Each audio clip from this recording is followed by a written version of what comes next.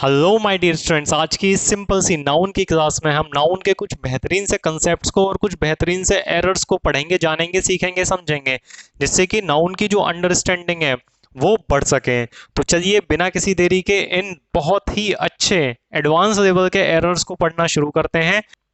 First question is Shivani has read pages after pages of the Gita. अब यहाँ पर ये जो लिखा हुआ है वर्ड, देखने में तो ये आपको लग रहा होगा कि ये रीड लिखा हुआ है, लेकिन ये जो रीड होता है इसकी फर्स्ट फॉर्म रीड होती है। Spelling first second third form तीनों की सेम होती है, लेकिन जो इसका प्रोनाउंसिएशन होता है, जो उसका उच्चारण होता है, यानी कि जिसको बोलने का तरीका होता है, वो सेकंड और थर्ड फॉर्म का अलग अलग होता है। जैसे कि फर्स्ट फॉर्म को तो हमेशा रीड ही बोलना है, लेकिन सेकंड और थर्ड फॉर्म को रेड बोला जाता है, तो रीड रेड रेड। और यहाँ पर यूज किया गया है किसका, हैज हैव का। और हैज हैव के बाद जो फॉर्म आती है वो हमेशा कौन सी होती है, थर्ड फॉर्म होती है। तो ये यहाँ पे अगर थर्ड फॉर्म है तो इसका जो प्रोनाउंसिएशन होगा वो रेड होगा। अगर ये हैज नहीं होता तो इसको सेकंड फॉर्म मानते, तब भी इसका जो प्रोनाउंसिएशन है वो रेड होता। तो read red red. I hope you got the point. चलिए अब इस सेंटेंस में एरर देखते हैं कि इस सेंटेंस में एरर और गलती और कंसेप्ट क्या है। तो कंसेप्ट ये है कि जब हमारे सेंटेंस में किसी नाउन का यूज किया जाए, यानी कि सेंटेंस में कोई नाउन है और उस नाउन के बाद आ जाए कोई प्रपोजिशन, यानी कि कोई नाउन आ गया फिर उसके बाद में प्रपोजिशन आ गई, फिर दोबारा से वही सेम नाउन आ गया, यानी कि फिर से वो नाउन दोबारा रिपीट हो गया। जो नाउन पहले आ रहा था, यानी कि जो प्रपोजिशन से पहले नाउन था, वही सेम नाउन प्रपोजिशन के बाद आ गया। तो ऐसी कंडीशन में क्या करते हैं, तो ऐसी कंडीशन में ये होता है कि ये जो दोनों नाउन है, ये दोनों नाउन हमेशा कैसे रहेंगे, ये दोनों नाउन हमेशा रहेंगे सिंगुलर। यानी कि noun one preposition noun two, और ये दोनों नाउन अगर कैसे हैं, सेम है, तो ये दोनों के दोनों नाउन कैसे रहेंगे, सिंगुलर रहेंगे। तो हम अपने सेंटेंस में देखते हैं, सेंटेंस में लिखा हुआ है पेजेस आफ्टर पेजेस, यानी कि ये नाउन वन, इसके बाद में ये प्रपोजिशन, और प्रपोजिशन के बाद में ये आ गई नाउन टू। और क्या ये दोनों नाउन सेम है, प्रपोजिशन से पहले वाला और प्रपोजिशन के बाद वाला, बताओ। हाँ जी, दोनों नाउन बिल्कुल सेम है, तुम बोलते रहा करो। और सेम है तो दोनों नाउन कैसे रहेंगे, सिंगुलर रहेंगे। अगर सिंगुलर रखना है तो यहां से इस एस को हटाना पड़ेगा और इस एस को भी हटाना पड़ेगा, तो ये हो जाएगा Shivani has read page after page of the Gita. ऐसे एक और नाउन होता है डोर टू डोर, आपने सुना होगा डोर टू डोर सर्विस। तो वहां पे कभी भी ऐसा नहीं होता डोर्स टू डोर्स, वो हमेशा क्या ही होता है, डोर टू डोर ही होता है। तो ऐसा अगर कोई नाउन है फिर प्रपोजिशन है फिर दोबारा से वही सेम नाउन रिपीट हो रहा है, तो इस केस में जो नाउन होते हैं ये नाउन हमेशा सिंगुलर रहेंगे। आई होप आपको ये पॉइंट समझ में आया होगा। चलिए बढ़ते हैं नेक्स्ट क्वेश्चन और नेक्स्ट कंसेप्ट की तरफ। Next question is I go to the temple at 7 in the morning every day. है भले ही ये नाउन में, लेकिन ये रिलेटेड है आर्टिकल से। कुछ जगह होती हैं, कुछ प्लेस होते हैं जो किसी निश्चित काम के लिए ही बनाए जाते हैं। जैसे कि हॉस्पिटल है तो हॉस्पिटल का यूज किसके लिए किया जाता है, पार्टी करने के लिए। अरे ना जी ना, हॉस्पिटल का यूज किया जाता है इलाज कराने के लिए। ऐसे ही होटल्स का यूज किसके लिए किया जाता है, रेस्टोरेंट्स का यूज किसी ना किसी स्पेसिफिक पर्पस के लिए किया जाता है। और ये जो बिल्डिंग्स बनाई जाती हैं ये स्पेसिफिक पर्पस के लिए ही बनाई जाती हैं, ठीक है। जैसे कि टेम्पल है यानी कि मंदिर है, मंदिर का यूज, मंदिर क्यों बनाया गया है, मंदिर बनाया गया है कि आप वहां जाके आप पूजा कर सको, इसीलिए मंदिर का निर्माण किया गया है, मंदिर को बनाया गया है। जेल को क्यों बनाया गया है, जेल को भी तो किसी ना किसी खास पर्पज, स्पेसिफिक पर्पज के लिए बनाया गया है, ठीक है। तो कुछ बिल्डिंग्स होती हैं जिनको किसी खास पर्पज के लिए बनाया जाता है, तो उन बिल्डिंग्स पर अगर उसी काम के लिए जा रहे हैं जिस काम के लिए वो बनाई गई हैं, तो उनसे पहले द का यूज नहीं होता। जैसे कि मंदिर बनाया गया है पूजा करने के लिए, और आप भी मंदिर सिर्फ पूजा करने ही जा रहे हो और कोई आपका उद्देश्य नहीं है, तो आप मंदिर जा रहे हो पूजा करने के लिए, तो टेम्पल से पहले द का यूज नहीं होगा। हॉस्पिटल बनाया गया है किसके लिए, इलाज करवाने के लिए, और आप हॉस्पिटल जा रहे हो क्या करवाने, इलाज करवाने के लिए, तो हॉस्पिटल से पहले द का यूज नहीं होगा। तो आप समझो कि अगर कोई प्लेस है वो जिस काम के लिए बनाया गया है, अगर उसी काम से वहां जा रहे हैं तो द का यूज होगा, नहीं तो नहीं होगा, समझे। चलिए यहाँ सेंटेंस में देखते हैं, आई गो टू द टेम्पल, यानी कि टेम्पल कोई एक ऐसी जगह जो किसी निश्चित किसी खास काम के लिए ही बनाई गई है और उससे पहले द लगाया गया है। चलिए आगे देखते हैं, at 7 in the morning every day, हर दिन मंदिर जा रहे हैं। हर दिन मंदिर जाने का क्या मतलब है कि मंदिर जा रहे हैं तो पूजा करने के लिए, और मंदिर बना ही किस काम के लिए, पूजा करने के लिए।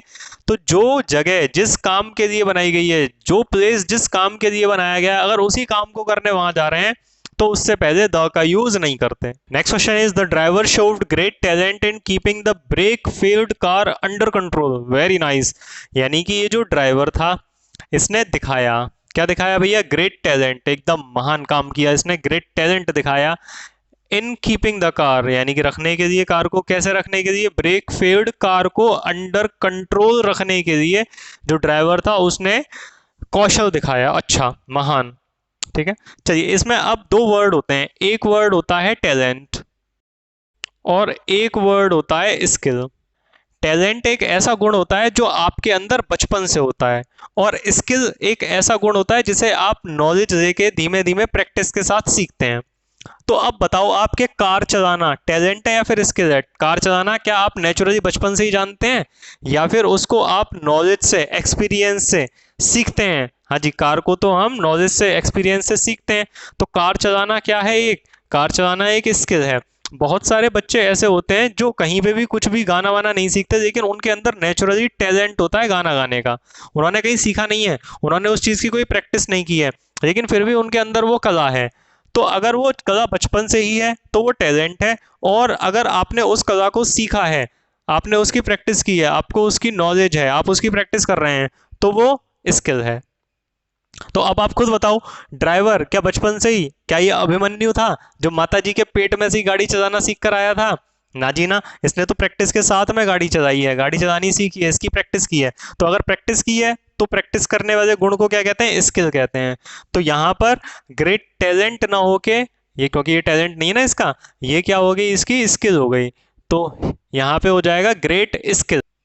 अगर आपको कंफ्यूजन है तो मैं एक बार और समझा देता हूँ। टैलेंट वो होता है जो नेचुरल एबिलिटी होती है किसी काम को करने की, यानी कि आपके अंदर वो प्राकृतिक गुण है, आपके अंदर वो प्राकृतिक कला है, तो वो टैलेंट है। लेकिन कोई गुण जो आपने प्रैक्टिस करके मेहनत से सीखा है, जिसके बारे में आपने नॉलेज गेन की है, तो वो क्या होता है? वो स्किल होता है। जैसे कि कई स्टूडेंट ऐसे होते हैं जिनकी आर्ट्स बहुत अच्छी होती है, उन्होंने कहीं ना तो ट्रेनिंग ली है ना किसी से सीखी है, तो वो उसके उनके अंदर का क्या हो गया? वो उनके अंदर का टैलेंट हो गया। लेकिन कुछ बच्चे ऐसे होते हैं जो आर्ट सीखते हैं, कंप्यूटर सीखते हैं, जिसकी ट्रेनिंग लेते हैं, जिसकी प्रैक्टिस करते हैं, तो प्रैक्टिस करने के बाद अगर आप में कोई कला आ रही है, गुण आ रहा है, तो वो स्किल है, वो टैलेंट नहीं है। कुछ बच्चे ऐसे होते हैं जिनको मैच खेलने का, क्रिकेट खेलने का बहुत अच्छा टैलेंट होता है, वो कहीं प्रैक्टिस भी नहीं देते और बहुत अच्छा खेलते हैं, तो उनके अंदर टैलेंट है। अगर आप प्रैक्टिस कर रहे हैं और किसी से ट्रेनिंग ले रहे हैं, तो वो चीज़ क्या हो गई? वो आपका स्किल हो गया। आई होप कि आपको अब ये क्लियर हुआ होगा। चलिए बढ़ते हैं नेक्स्ट क्वेश्चन की तरफ। This laser machine is a useful tool for critical eye surgery. Okay, तो यहाँ पर ये देखते हैं, ये जो सर्जरी लिखा हुआ है ये क्या है? एक नाउन है। नाउन से पहले दोबारा यहाँ पर क्या लिखा हुआ है? आइज।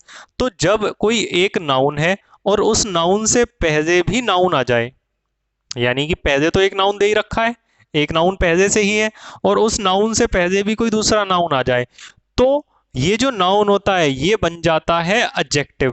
क्या बन जाता है? ये बन जाता है एडजेक्टिव। सुनते रहना, सो मत जाना, जागते रहो, सुनते रहो। तो नाउन से पहले अगर नाउन आ गया तो ये नाउन बन जाता है एडजेक्टिव, और जैसे ही ये एडजेक्टिव हो जाएगा, एडजेक्टिव कैसे होते हैं? एडजेक्टिव होते हैं हमेशा सिंगुलर, यानी कि एडजेक्टिव को कभी भी प्लूरल नहीं बनाया जाता, यानी कि उनका प्लूरलाइजेशन नहीं किया जाता एडजेक्टिव का। तो ये नाउन दे रखा है, इससे पहले एक और नाउन दे रखा है, तो एक और जो नाउन हुआ, यानी कि जो नाउन से पहले वाला नाउन है ये काम करेगा एडजेक्टिव का। अब एडजेक्टिव का काम करेगा तो एडजेक्टिव कैसा होता है? एडजेक्टिव होता है सिंगुलर, तो इस नाउन को भी सिंगुलर बनाना पड़ेगा। और सिंगुलर कैसे बनाएंगे? इसमें जो एस दे रखा है इसको हटा देंगे, तो ये हो जाएगा for critical eye surgery. Eye surgery होता है, ना कि आईज सर्जरी। समझे आप? तो आप इस कंसेप्ट को भी याद रखेंगे। चलिए बढ़ते हैं नेक्स्ट क्वेश्चन की तरफ। Whenever you visit Bangalore, he stays in 7-star hotels. ये कंसेप्ट तो हम कई बार डिस्कस कर चुके हैं कि अगर हमारे सेंटेंस में कहीं पर भी आ जाए कोई न्यूमरल, तो बेटे न्यूमरल के बाद क्या आता है? अब तक तो ये आपके माइंड में आ गया होगा कि न्यूमरल के बाद किसका यूज किया जाता है? न्यूमरल के बाद यूज किया जाता है यूनिट, और यूनिट के बाद क्या आता है? नाउन आता है। तो इस नाउन के होने की वजह से ये जो यूनिट है, ये यूनिट क्या बन जाएगी? एडजेक्टिव, और जैसे ये यूनिट एडजेक्टिव होगी तुरंत ये क्या हो जाएगी? ये हो जाएगी बेटे सिंगुलर। तो इसीलिए ये जो स्टार्स लिखा हुआ है इसकी जगह पे होगा सिर्फ स्टार का यूज, तो ये हो जाएगा 7-स्टार होटल्स। ठीक है भैया, जैसे 5 स्टार होता है, 3 स्टार होटल होता है, तो ऐसे ही हो जाएगा 7-स्टार होटल। आई होप कि आपको भी ये कंसेप्ट शायद पता ही होगा और आपने इसको सॉल्व कर दिया होगा। चलिए बढ़ते हैं नेक्स्ट क्वेश्चन की तरफ। When I visited the forest in the night, there was a strong breeze that blew my tent off. यानी कि यहाँ पर क्या किया गया है कि कोई इंसान है जो गया कहाँ, फॉरेस्ट में गया, ठीक है, रात में गया, एक तो फॉरेस्ट में गया ऊपर से रात में भी गया, ठीक है, और वहाँ क्या हुआ, वहाँ आ गई बहुत तेज हवा, स्ट्रॉन्ग ब्रीज, दैट फिर उसने क्या किया, ब्लू माई टेंट ऑफ, यानी कि उसका जो जिस टेंट में वो इंसान रह रहा था वो टेंट क्या हो गया, ब्लू ऑफ, यानी कि वो उड़ गया हवा के झोंके की वजह से। तो यहां पर यूज किया गया है ब्रीज का। ब्रीज का मतलब, ब्रीज का मतलब होता है ठंडी मंद हवा। कई बार क्या होता है कि जब आप गर्मी से बहुत ज्यादा परेशान हो जाते हो तो आप छत पे जाते हो या फिर घर के बाहर चले जाते हो शाम के टाइम में, तो वहां बहुत हल्की हल्की प्यारी प्यारी हवा चल रही होती है। तो उस प्यारी हवा को क्या कहा जाता है, उसी को कहते हैं ब्रीज। और एक चीज जो आप हमेशा याद रखेंगे कि ये जो ब्रीज होती है, ब्रीज यानी कि मंद हवा, ये ब्रीज कभी भी स्ट्रॉन्ग नहीं हो सकती, ब्रीज कभी भी स्ट्रॉन्ग नहीं हो सकती, क्योंकि ब्रीज ब्रीज हमेशा कैसी होती है, माइल्ड होती है, यानी कि ब्रीज के साथ में स्ट्रॉन्ग का यूज नहीं किया जाता, क्योंकि ये जो ब्रीज होती है ये ठंडी ठंडी प्यारी प्यारी हवा होती है, पवन, हवा का झोंका प्यारा सा, ठीक है। तो ये ब्रीज जो है वो प्यारा हवा का झोंका है। लेकिन अगर स्ट्रॉन्ग का यूज करना है तो स्ट्रॉन्ग तो ब्रीज हो ही नहीं सकती, तो स्ट्रॉन्ग क्या होता है, स्ट्रॉन्ग होती है विंड, ठीक है। तो अगर स्ट्रॉन्ग तेज हवा का झोंका बताना है तो आप उसको बोलेंगे स्ट्रॉन्ग विंड, और अगर प्यारी हवा है तो आप उसको ब्रीज बोलेंगे या फिर बोलेंगे माइल्ड ब्रीज, ठीक है। आई बात समझ में। तो यहाँ पर जो हवा का झोंका है अब इतनी तो तेज था कि उसने टेंट को उड़ा दिया, अब टेंट को उड़ाने जाएगा तो वो स्ट्रॉन्ग है, तो यहाँ पे यूज होगा स्ट्रॉन्ग विंड, ना कि स्ट्रॉन्ग ब्रीज, क्योंकि ब्रीज हमेशा कैसी होती है, ब्रीज तो हमेशा माइल्ड होती है। ब्रीज का मतलब भी हवा, विंड का मतलब भी हवा, लेकिन ये ब्रीज वो वाली हवा है जो प्यारी है, मंद है, धीमी है, लेकिन विंड वो हवा होती है जो तेज है, ठीक है। I hope you got the point. तो इसीलिए आप यहां पर विंड का यूज कर देंगे तो सेंटेंस हमारा सही हो जाएगा। चलिए बढ़ते हैं नेक्स्ट क्वेश्चन की तरफ। The doctor suggested to him to take 2 spoonfuls of medicine 3 times a day, यानी कि डॉक्टर ने उसे सलाह दी कि तुम 2 चम्मच भर के दवाई खाओ 3 टाइम एक दिन में। तो जब भी इस तरीके से बताया जाए, चम्मच भर के या फिर कप भर के, कटोरा भर के, गिलास भर के, पूरी बोतल भर के, इस तरीके से अगर सेंस होता है तो वहां पे जो ये फुल होता है, इस फुल के साथ में एस लगाया जाता है, ना कि कभी इस तरीके से स्पून या फिर कप में। अगर ये कहा जाए 2 कप भर के, 2 तो यानी कि 2 हो गया, अब कप भर के तो इसको बोला जाएगा कप फुल्स, ना कि कभी ऐसे करना 2 कप्स फुल, कप्स फुल कभी भी नहीं होगा, हमेशा क्या होगा, कप फुल्स। अब ऐसे ये हो कि 4 बोतल भर के, 4 बोतल रोज का, नहीं नहीं बेटे वो नहीं, तो 4 की अंग्रेजी हो जाएगी बेटे 4, और बोतल भर के तो इसको क्या बोलेंगे, बोलो बोलो, बॉटल्स फुल, ना ना ना, ये ध्यान रखना है, बॉटल्स कभी भी नहीं होगा, वो हमेशा क्या होगा, फुल्स होगा, 4 बोतल फुल्स, ठीक है भैया, समझ में आया। तो इसी तरीके से यहां पर भी सही कर देना है, 2 स्पून फुल्स होगा, स्पून फुल्स, कप फुल्स, स्पून फुल्स, या फिर बॉटल फुल्स, या फिर ग्लास फुल्स, 3 ग्लास भर के, तो क्या हो जाएगा 3 ग्लास फुल्स, समझे आप। आई होप कि आपको ये भी समझ में आया होगा। चलिए बढ़ते हैं नेक्स्ट क्वेश्चन की तरफ। The population of India is divided into 2 groups, haves and haves not. ये जो एक तरीके का फ्रेज लिखा हुआ है यही गलत है। यहाँ पर हैव्स यानी कि ऐसे लोग जिनके पास चीजें हैं, यानी कि इंडिया की जो पॉपुलेशन है ये 2 ग्रुप में बटी हुई है, एक ग्रुप वो जिनके पास चीजें हैं और एक ग्रुप वो जिनके पास चीजें नहीं है।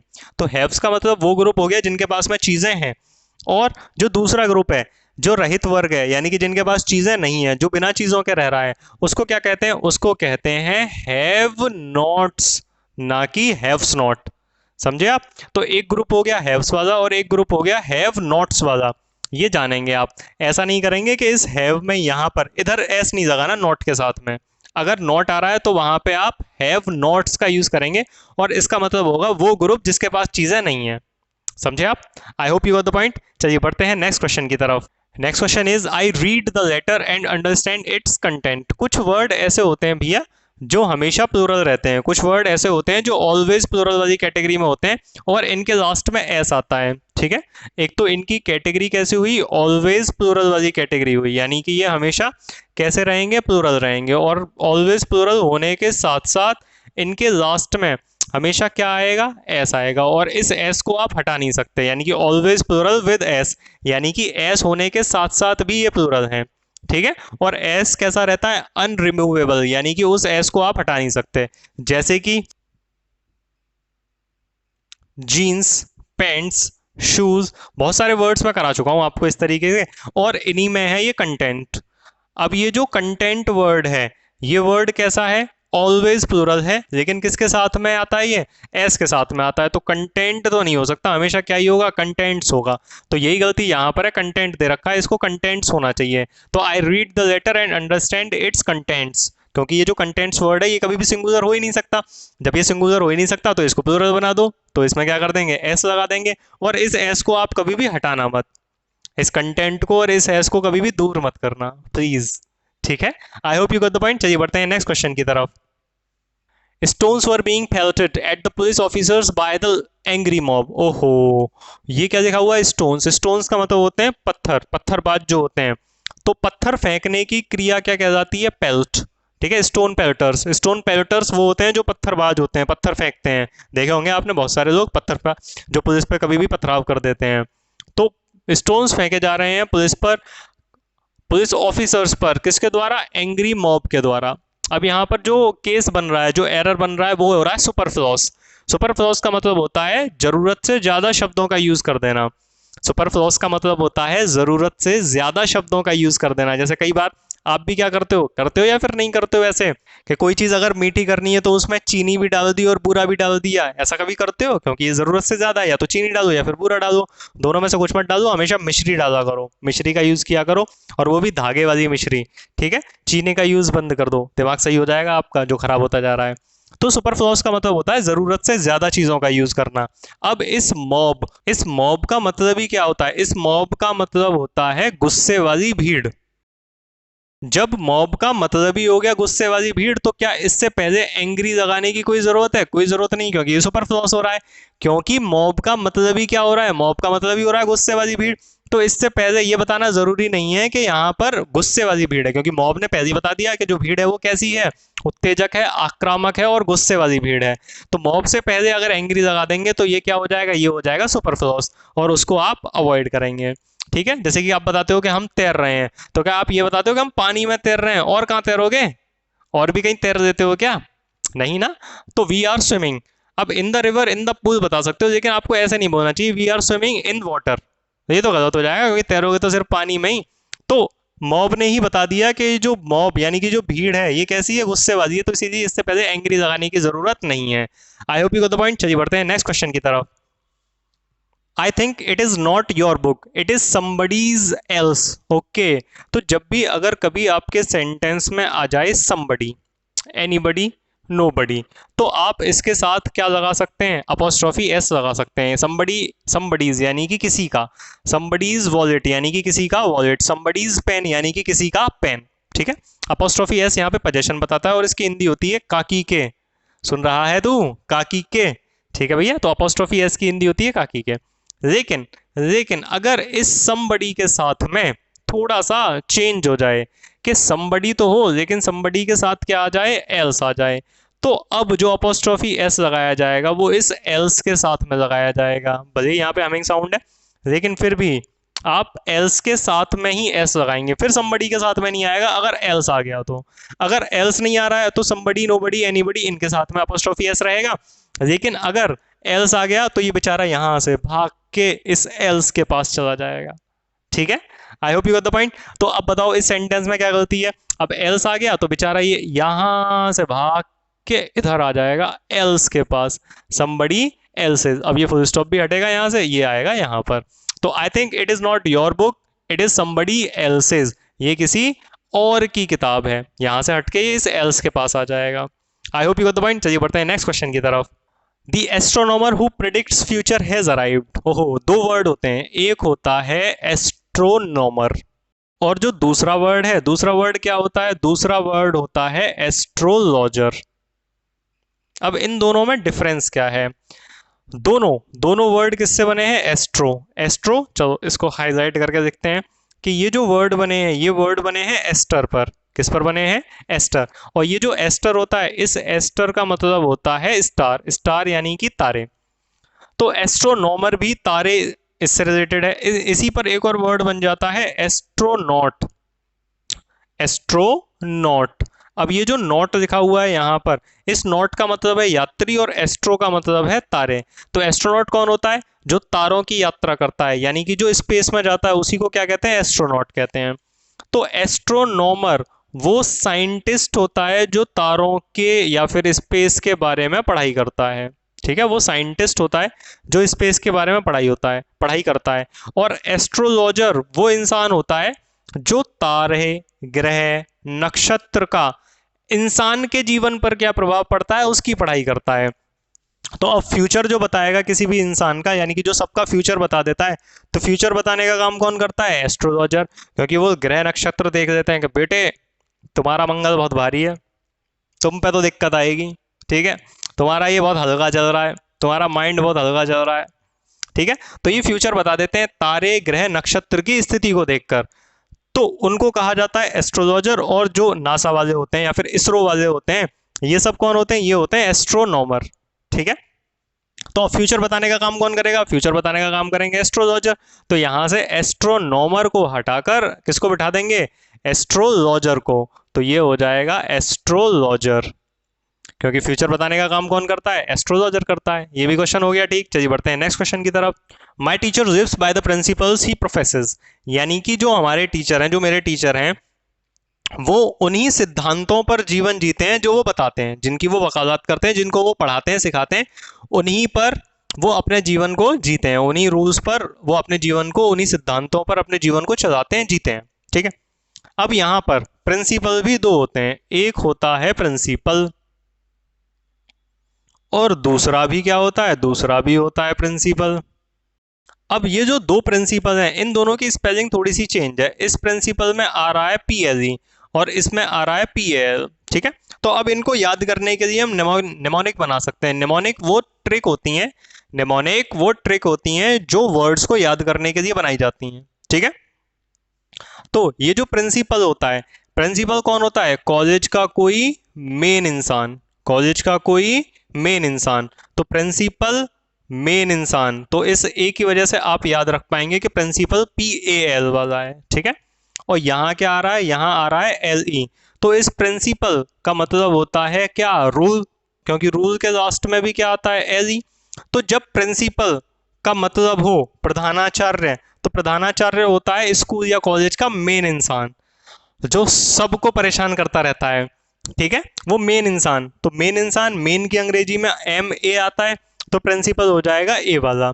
लेकिन रूल, प्रिंसिपल अगर सिद्धांत वाला है, प्रिंसिपल मतलब, प्रिंसिपल का मतलब अगर सिद्धांत है, जैसे फिजिक्स में भी आप बहुत सारे प्रिंसिपल्स पढ़ते होंगे, बहुत सारे सिद्धांत पढ़ते होंगे, तो प्रिंसिपल का मतलब अगर रूल है, तो रूल की अंग्रेजी में लास्ट में क्या आ रहा है, LE। तो अगर LE आ रहा है तो वो रूल वाला हो गया, और अगर AL आ रहा है तो वो मेन वाला हो गया। तो यहां पर जो टीचर हैं, टीचर कैसे रहते हैं, जो सिद्धांत वो बताते हैं, जो रूल वो बताते हैं, वो उन्हीं पर तो जीते हैं। और रूल वाली अंग्रेजी क्या होती है, LE। तो यहां पर इस वाले प्रिंसिपल की जगह पे LE वाला आ जाएगा, PRINCIPLE, प्रिंसिपल्स, यानी कि जिन रूल्स को वो बताते हैं उन्हीं पर वो अपना जीवन बिताते हैं। आई hope you got the point. चलिए बढ़ते हैं नेक्स्ट क्वेश्चन की तरफ। That house is built of stones, यानी कि वो जो घर है वो बनाया गया है किसका, पत्थरों का।